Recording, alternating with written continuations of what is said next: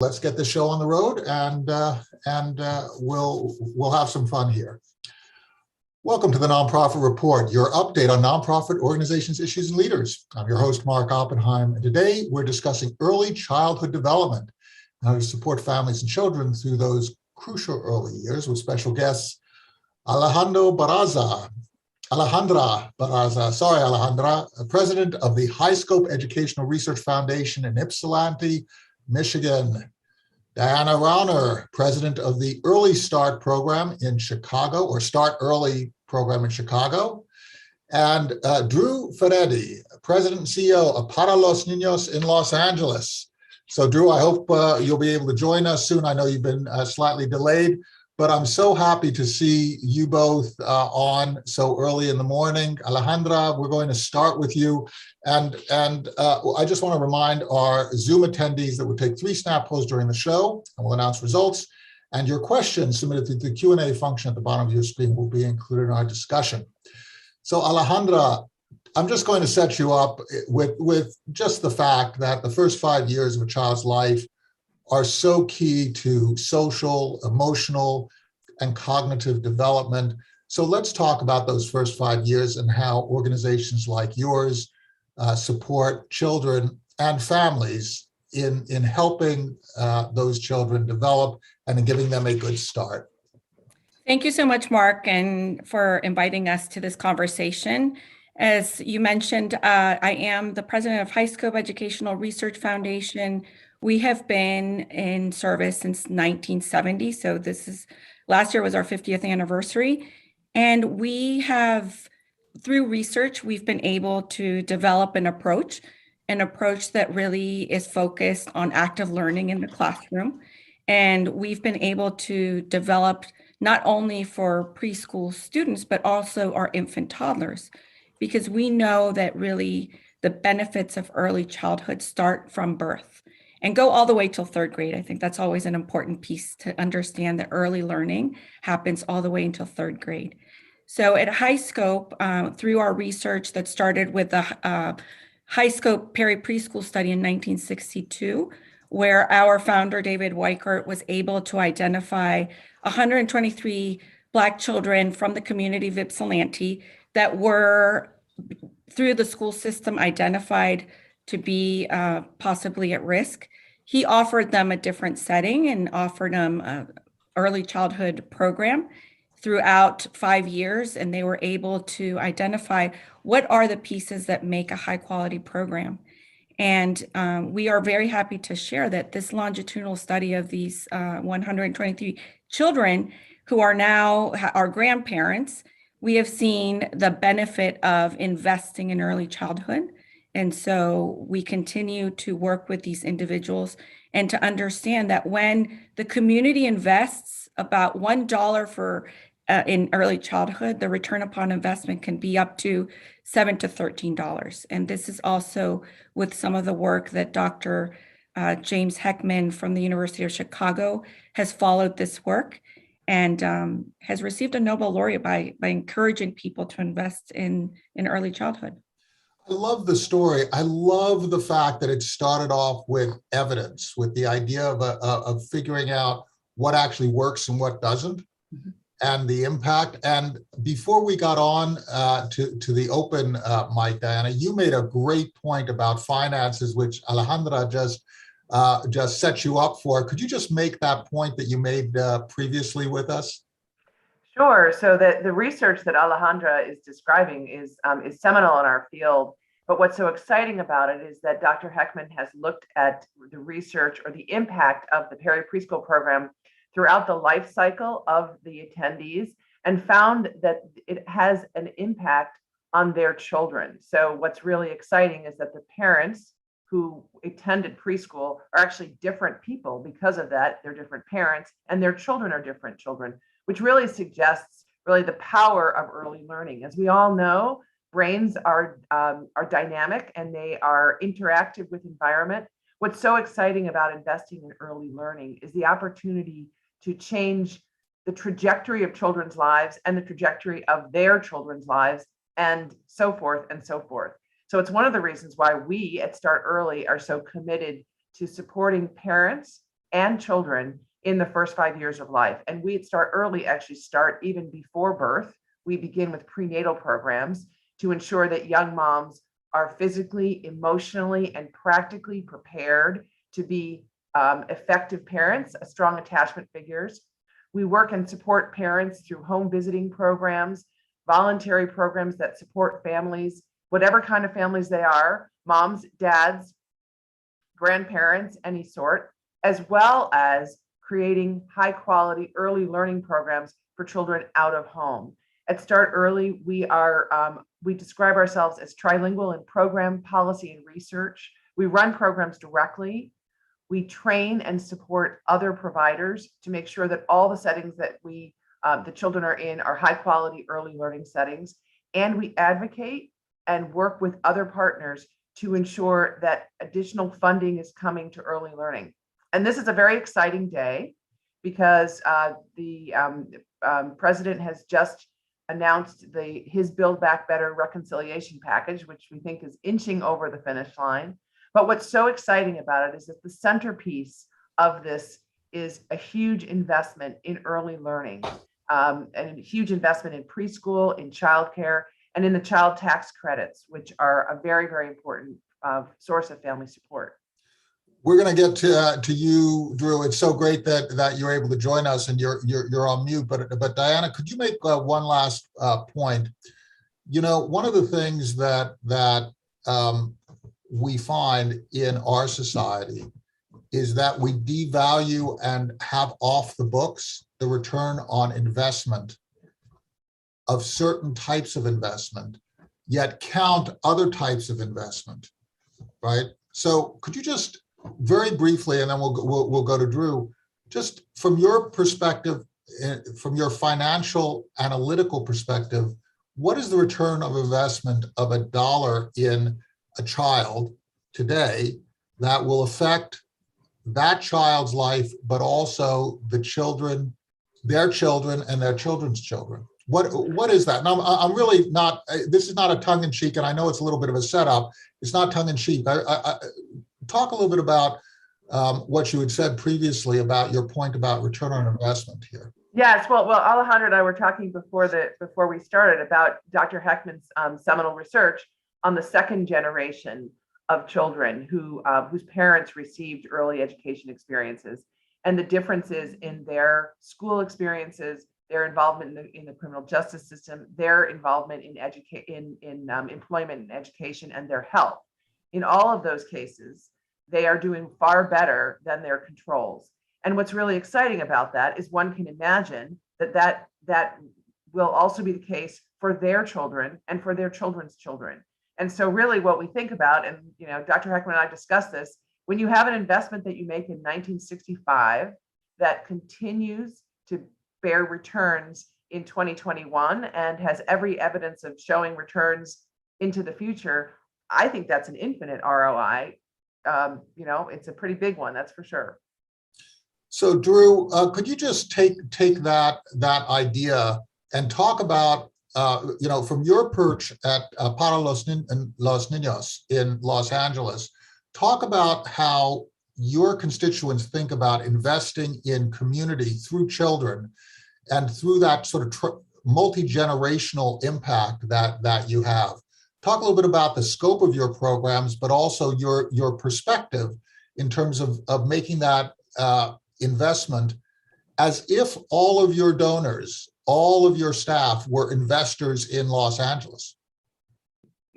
Well, thanks, Mark. And sorry, it took me a little bit to get into the room, but I was smiling a lot when I heard Diana, when you were responding to that, because it gives me the opportunity to get on my soapbox, right?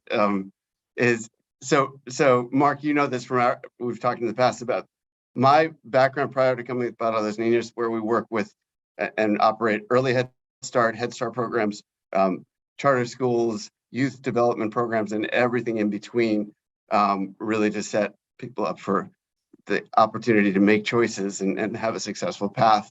My experience had been largely in K-12, and I used to talk to people about the just abysmal funding around K-12. even with the bumps that we get, and yes, this is historic bump. With teachers funding their own work, right? Absolutely. And then I got more involved and more deep into the early learning world and in early childhood education. And I thought, oh, forget about abysmal. This is criminal. The way we think about funding, and so the investment piece that is very top of mind for me, and I'm sure for my colleagues, is if we actually, so let's say we can get the world to understand all the research and the application of that research and the real world implications of caring more about early learning and early childhood education. If we can get them there, then we have to also say, well, what does that mean for who is in the classrooms? And how do we support that workforce? And how do we think about them? Not how do we, why don't we? And when will we fund salaries and benefits and all the things that support those as viable long-term careers, rather than figuring out how do you get somebody to come work for you because you're offering 10 cents more an hour.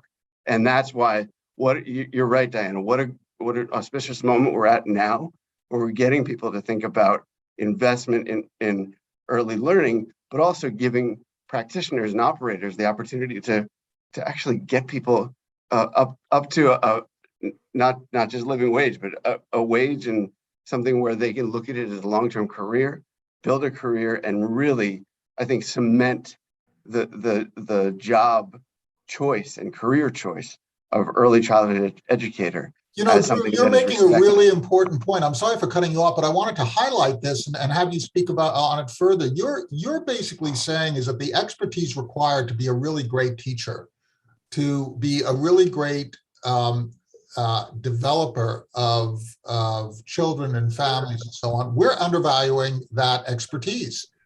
Absolutely.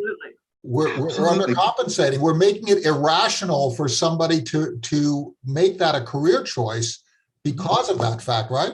We are, and there's policy decisions where we go on and on about a push to TK, as that's the place for kids of a certain age, rather than keeping them in what we know is a developmentally appropriate setting, because somehow that's a more refined or better approach to education and development. It's not that it isn't, but it should. That's not a choice. It's a false choice. I would completely agree with that, and I would say, because we believe that education begins at birth or even before, that probably the most important teacher in a child's life is the first teacher that the child has, other than her parents, but an early child, an infant toddler teacher, and these are the most lowest compensated. It's actually, we've got this backwards. We're paying the college professors the most, and the high school science teachers second, and the people who do the most profound work are actually getting paid the least. In fact, they're getting paid about the same level as dog walkers. We have some tragic stories of preschool and early childhood teachers who are making $10 an hour in their primary job of teaching and shaping young minds, and $15 an hour at Starbucks, where they have to work to supplement their income. There's fascinating research that shows that a child's attachment relationship with her teacher at 18 months is predictive of her feelings about her fourth grade teacher. Just think about that. It means that actually that first relationship with a teacher really sets the foundation for how the child is going to actually enter into school and think of herself as a learner in elementary school and then in beyond. This is when we talk about, setting the trajectory for success. We want to set that with the most important teacher, that first teacher. And those are the lowest paid teachers in our system. Early childhood teachers are paid on average half of what kindergarten teachers are paid. Alejandra, I'd like to go to you. I'm sorry, I didn't mean to interrupt. Go ahead. No. Thank you so much for, talking about elevating the profession. And that is something with us in HighScope that we've developed a curriculum, but we also believe in professional development. And it's not just about providing a curriculum. The whole approach is really, how do we invest in educating and in building partnership with teachers and parents to be able to understand, how do we talk to children? How do we encourage them versus praising them? How do we build intrinsic motivation? And you're so right, Diana, this all happens, but it has to be a conjunction of things that come together as we build an early childhood workforce. And like you said too, Drew, how do we actually develop a pipeline of people who stay in early childhood? So, administrators who stay because the profession really gives back. And I think this is a conversation that we all need to come together and say, why are we having the people who take care of our children? And we all know that in the first 5 years, most of the synopsis of a human being are built. Yet, like we've all agreed, these are our least paid professionals. And, they are doing a very sophisticated job and are not being noticed by the world. We just completed a survey. I just want to share this with you. And Alejandra, I'm going to go back to you. We asked how important are early childhood development programs to a person's success in the judgment of our attendees here on Zoom. Of course, the people on Facebook, Twitter, and YouTube Live can't respond to the poll. We had fully 73% say that critical, absolutely critical, and deserving of a lot of investment. Important, rounded out with 27%. Nobody went lower than so over 2/3 thinks it's critical. The balance think that it's important. So Alejandra, let's talk a little bit about this whole idea of how we shift, because we, through what we purchase, what we pay for, what we invest in, are creating the country that we will inhabit in the future and that our children will inhabit. How should we function? Because we do have so many different priorities. We have climate change, and we have the shift to renewable energies, and we have issues of justice and all these different issues. Where should we think about children in terms of our investment priorities, without saying that any one group of us deserves everything? We can't do that. We can't run a country with an unbalanced approach, no matter how worthy. How do we think about this? How do we equip ourselves to think about how we invest more in children in a way that allows us to bridge divides of priorities that we all have? Mark, that's a great question. I think what we need to really focus on is, we talk about high quality early childhood education. What is high quality? These are markers that we need to make sure that when we're providing children with active learning, when we're providing them with conflict resolution steps, for example, that's a huge component of our approach, where we allow children to go through conflict. We teach them how to go through the steps of conflict resolution. We encourage them versus praise, building intrinsic motivation.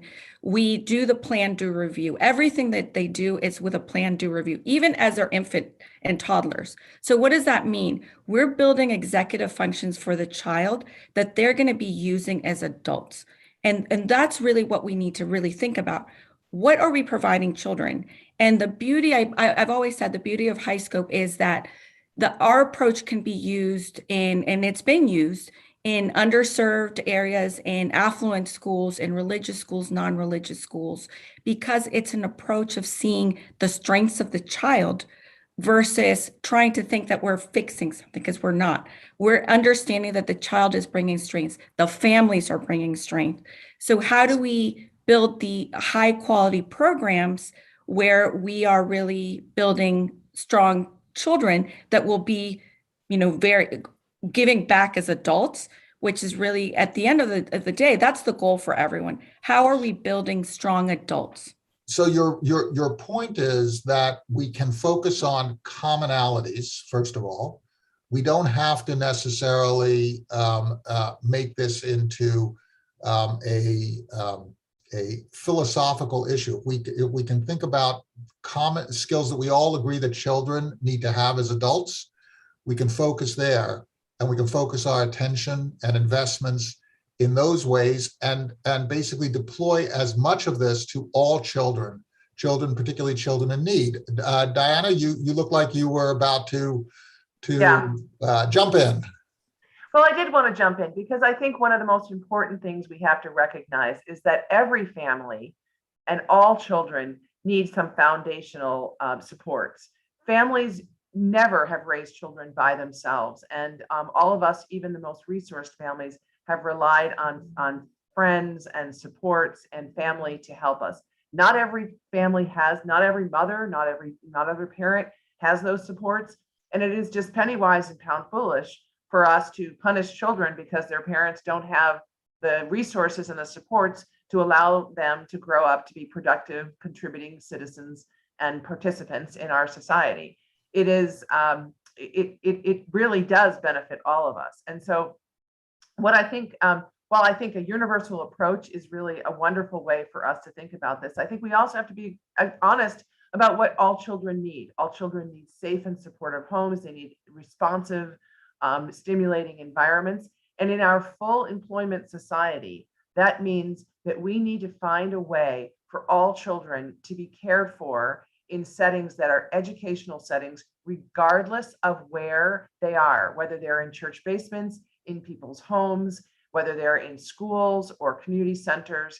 All of those settings have to be developmentally appropriate, responsive, safe, caring settings. And that takes a huge investment in human capital, in the people who can care for this, for those children.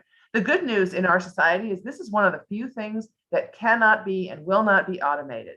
Love and care of infants and toddlers and young children, the exploration of the physical environment in a safe and supportive way, which is really what learning is all about. That is a human interaction. We are never going to automate that work. And what we need to do as a society is learn how to value it. Again, the research is very clear. This has been very studied, and both from an economic and a social perspective.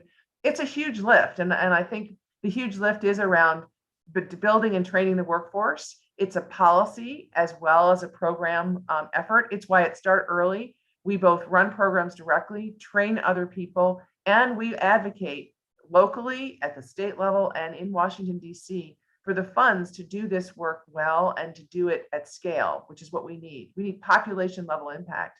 At this point, we understand well, we cannot afford to lose so much of our population because they are not educated, socially and emotionally capable of participating in our economy and in our society. A great setup for the question I wanted to throw over to you, Drew. If you look at Los Angeles and you take Los Angeles almost as a microcosm, it's a mini state, basically.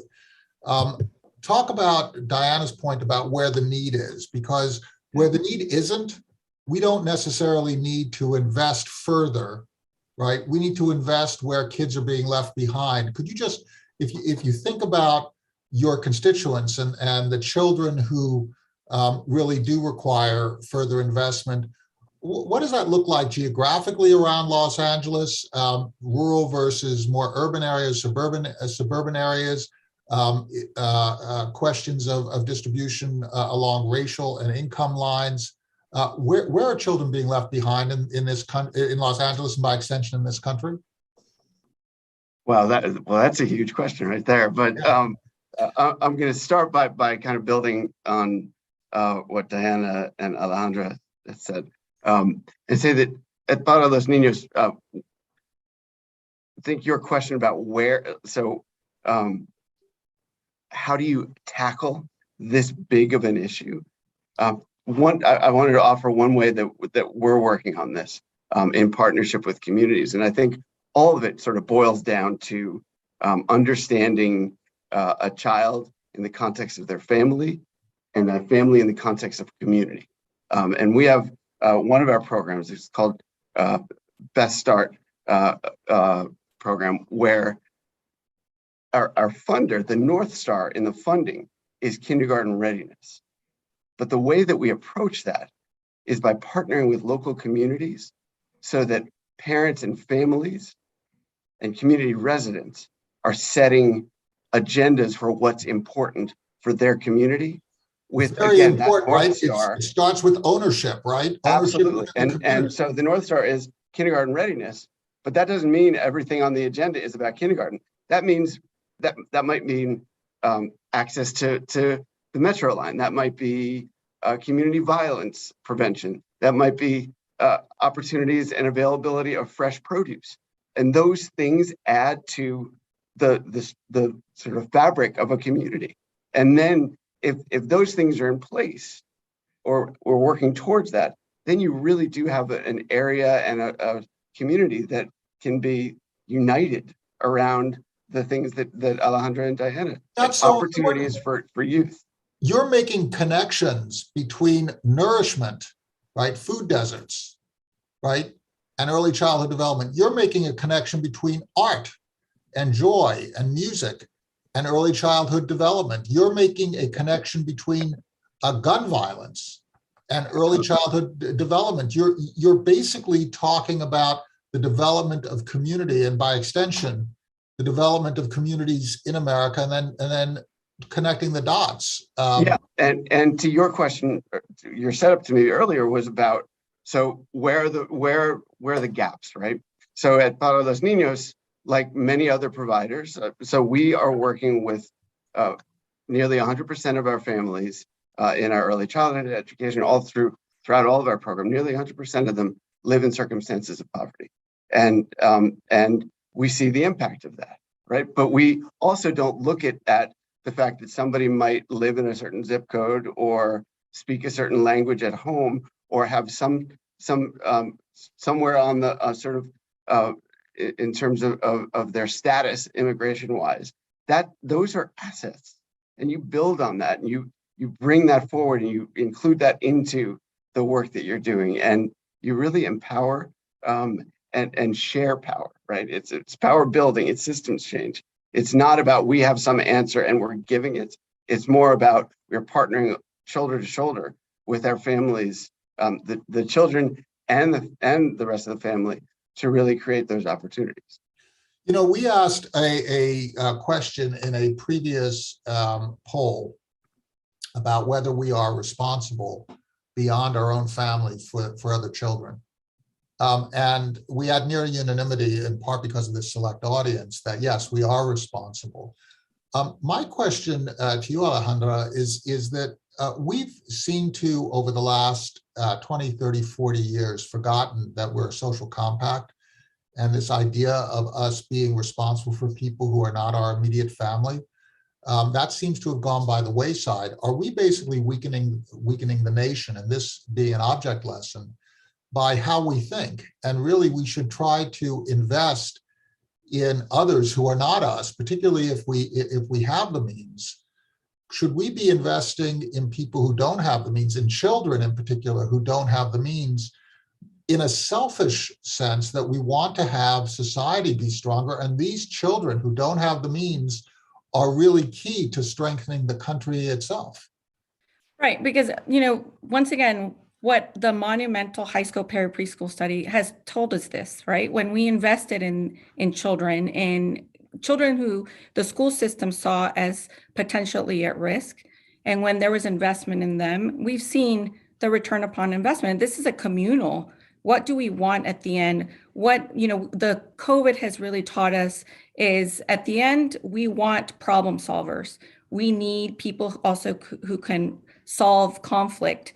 And this is why it's so important that regardless, that we provide a program, a high quality program to all children, regardless of where they are, where they live, that they deserve this, because it is, at the end of the day, these are our adults that are going to be together, who are going to be the caretakers, who are going to be this. So it just makes sense. There's always a connection from early learning all the way to adult. K-12 seems to be separated, but really, what do we all need at the end as adults and for our communities?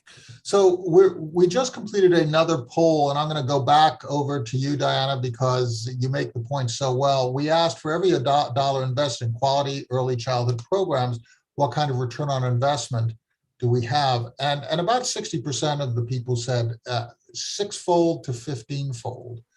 But your previous point was that that's just a way undercount. And, you know, when I look at this, and it's so interesting, if you look at people who end up with interactions with the criminal justice system, right? These are very often people who have had some serious issues in their early childhood development, right? And in their family stability and with poverty and so on. Not always, but it strikes one that there is a real correlation between certain lived experiences and that result as an adolescent or an adult. And then there are other connections that can be made in terms of job, career, earning potential, and so on and so forth. So if you were going to make a guess, and let's go away from this sort of infinite return idea, but let's make a guess, because tomorrow you, Diana, you, Drew, you, Alejandra, are going to be asking for donations again, right? You're going to be asking investors to help you do your work. What kind of a return on investment really are we talking about for $10 spent today, if I were to write a check of $10 and help you do your work? Well, I absolutely defer to Professor Heckman, who's a colleague and a dear friend. And as I said, he and I have had this debate many times, and his work is impeccable, and it's been very important to us. So I'm not certainly going to take issue with that, with his numbers. I think the important thing to recognize as well is that there are very, very few social programs that have the kind of return that early childhood has.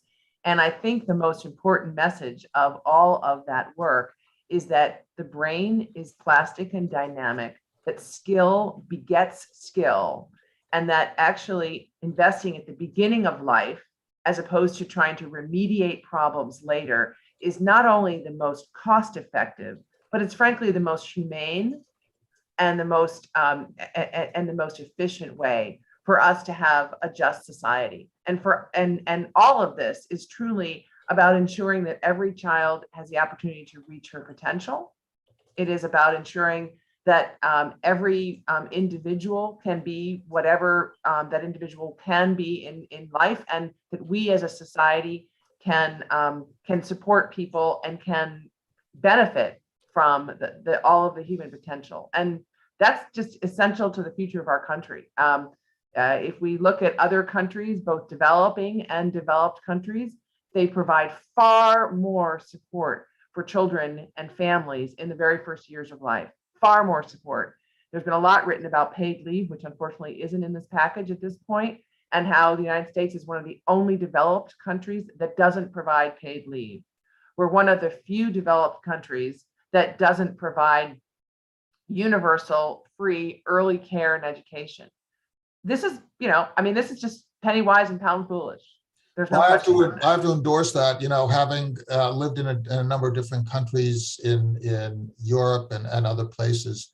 It's really astounding, the difference and the impact that you see on civil society. Drew, if you were going to make one major recommendation, and we are coming to the end of our time, we're going to go around the room. We're going to end up with you, Alejandra. You're going to make one major recommendation, one thing that we can all do and that the U.S. As a whole, as a family, can do. What would that be? What would you suggest that we do tomorrow? All right, so I'm gonna answer with two things. Okay. My quick one is what we all said earlier, is just acknowledge, and with action and dollars and focus and respect, the career of early childhood educators and the complexity and the importance of that. And the other is just a quick onto what Diana just said. Like, we know too much now. We know so much about brain science. We know, and Alejandra, you mentioned impact of COVID. We know what trauma does, but we also know how you address it, right? It's caring relationships. It's all the things that we've talked about. We actually have the answers. We just have to do it. That's what you're saying, right? So if you let me just do one quick part of this, think about this. Like, sports teams spend millions of dollars on physical conditioning and training and all these other things. That's we're not talking about millions of dollars here for every child. We could be and should be. But if we applied the same sort of scientific approach to repair and support and development of every young person, particularly those most vulnerable, think about the return on investment there. And we know how to do it. It's not like we don't know. So yeah, that's it. Dana, same question to you, but I'll add an additional spin. There is this idea of just becoming a nanny state, the idea that nobody has to strive because everything gets taken care of. Now, when you're talking about children actually need care. So could you give us your sense of what the one thing that we can do to help advance this cause? Well, I'm having a hard time improving on what Drew said. I think that I would second everything that Drew said. And I would also say that this really begins with families, that investing in children means investing in their families and in their home lives and in the parenting that young parents can do. And without question, we cannot think of taking children out of their home settings or out of their communities and, injecting information or learning into them. This is about actually creating support for families to do their best work to raise their children as well as they can. And Alejandra, what is your answer to this idea? What do we have to do? So my answer is going to be connected to, and I'm going to always say about HighScope. So Italy always says that Montessori started in Italy. HighScope belongs to the United States. So what I'm asking, as a nonprofit organization ourselves, everything that we spend comes back to research, the research that we've backed up for 50 years. Invest in our approach. This is an approach. This is a way of thinking about curriculum, developing our professional development, continuing research in our classrooms and in our infant toddler homes. This is invest in HighScope. That is my last day to encourage everyone in the United States to be very proud, like Italy holds the Italian flag with Montessori. I want everyone to understand that the HighScope approach belongs to the United States. So the whole idea of investing in what works, right? Invest in what works. I think that's such a great way to end this. Very, very practical. Invest in what works. It's how we make the country stronger. Alejandra Barraza, president of the HighScope Educational Research Foundation in Ypsilanti, Michigan. Diana Rauner, president of Start Early in Chicago, and Drew Furedi, president and CEO of Para los Niños in Los Angeles. Thank you so much for giving us such a broad sense of how you address these issues. Please thank your staffs. Please thank your boards. Please thank your donors, your supporters, your communities, and your clients who are actually bearing so much of this burden. Stay safe, everyone.